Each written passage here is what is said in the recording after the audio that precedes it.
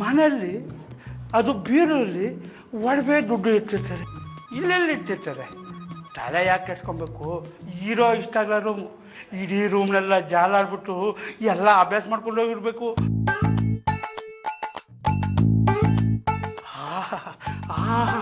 ಈ ಹೆಣ್ಮಕ್ಳಿರೋ ಈ makeup set ಮಾರ್ಕೊಂಡು 3 ದಿವಸ ತಿನ್ಕೊಂಡು ಉಳ್ಕೊಂಡು ಆರಾಮಾಗಿರ್ಬೋದು.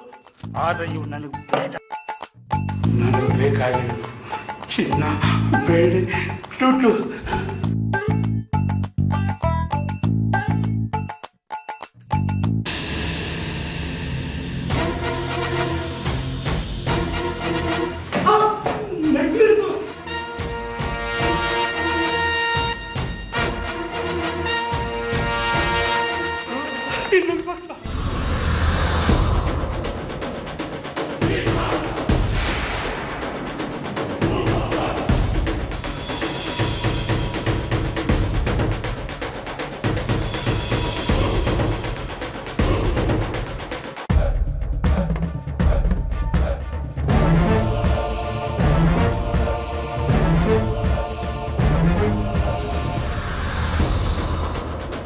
ಇದೇನಿದು ಒಂಥರ ಇದೆಯಲ್ಲ?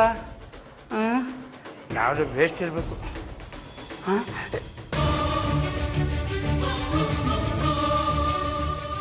ಏನಿದು ವೆಯ್ಟೇ ಇಲ್ವಲ್ಲ?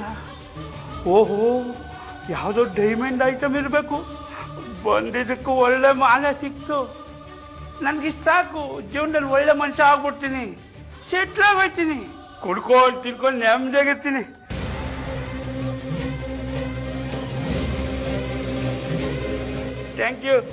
Thank you Mudkappa. ನಾನೇನಾದರೂ ಅವತ್ತು ದ್ರಾಕ್ಷಿ, ಗೋಡಂಬಿ, ಈ ಕಡಲೆ ಬೀಜ ಕದ್ಕೊಂಡು ಹೋಗೋವಾಗ ತಡಿದೆ ಹೋಗಿದೆ, ನನ್ನ ಅಷ್ಟು ಮಾತ್ರ ತಗೊಂಡು ಹೋಗ್ತಾ ಇದ್ದೆ. ನೀನು ತಡೆದು ಅವಮಾನ ಮಾಡಿದ್ದಕ್ಕೂ ಒಳ್ಳೆ ಮಾಲ್ ಕೊಟ್ಟೆ. ಛೆ, ನಿನ್ನಂತವನೇ ಬೈದ್ಬಿಟ್ನಲ್ಲ. ಸಾರಿ ಮುದ್ಕಪ್ಪ. ಓ, ಯಾರೋ ಬಂದರು. ಮದುವೆ ಮನೇಲಿ ಇರೋನ್ ಕಾಟ.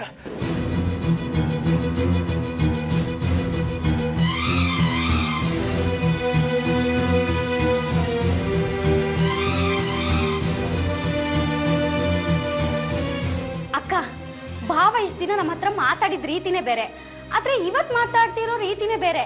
ಆದ್ರೆ ಯಾಕೆ ಈ ರೀತಿ ಮಾಡ್ತಿದ್ದಾರೋ ಅನ್ನೋದೇ ನನ್ಗೆ ಅರ್ಥ ಆಗ್ತಿಲ್ಲ. ನಾನು ಇಷ್ಟು ದಿನ ಅವ್ರ ಜೊತೆ ಮಾತಾಡಿದ ರೀತಿಯಿಂದ ಹೀಗೆ ಮಾಡ್ತಿದ್ದಾರೋ ಅಥವಾ ಅವ್ರ ಮನ್ಸಿನಲ್ಲಿ ನಾನಿಲ್ವೋ ಏನು ಅನ್ನೋದೇ ನನಗೆ ಅರ್ಥ ಆಗ್ತಿಲ್ಲ. ಏನ್ ಮಾಡ್ಲಿ ನಾನು ಇವಾಗ?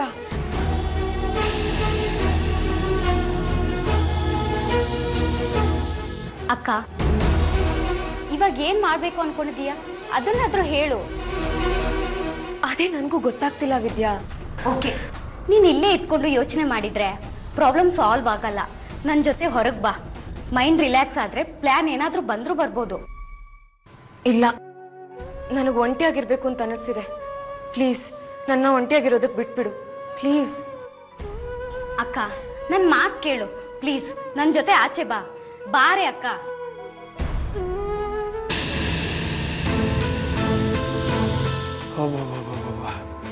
ಇಷ್ಟೊಂದು ಹುಡುಗಗಳು ತಗೊಂಬಂದ್ಬಿಟ್ಟಿದ್ದೀನಲ್ಲ, ಸದ್ಯ ಯಾರೂ ನೋಡಿಲ್ಲ. ನೋಡಿದ್ರೆ ನನ್ನ ತಿಥಿ ಗ್ಯಾರಂಟಿ. ಅದು ರಂಗೇನಹಳ್ಳಿಗೆ ಬಂದು ರಂಗೇಗೌಡರು ಕಣ್ತಪ್ಪಿಸಿ ಈ ಒಡವೆಗಳನ್ನ ಹೊಡ್ಕೊಂಡು ಹೋಗ್ತಾ ಇದ್ದೀನಿ ಅಂದರೆ ನಾನೇ ಗ್ರೇಟು.